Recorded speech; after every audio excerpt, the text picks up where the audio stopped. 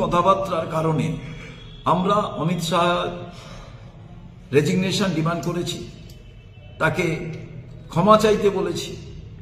ভারতবর্ষের home minister oath নেবেন সংবিধানকে সামনে রেখে, আর সেই সংবিধানের যিনি প্রণেতা, যিনি সংবিধানের মূল কারিগর, তাকে অপমানসূচক কথা বলবেন, এটা ভারতবর্ষের মানুষ মেনে নেবে না।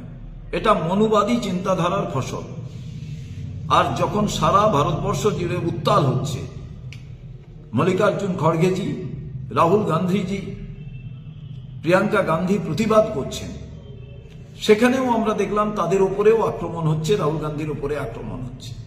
এখানেও সুপরিকল্পিতভাবে কংগ্রেস পার্টি অফিসে আক্রমণ করা হলো একটাই কারণে, এই আলোচনাগুলো যাতে সামনে চলে আসে আর অমিত শাহ মহাশয়ের যে কুরুচিকর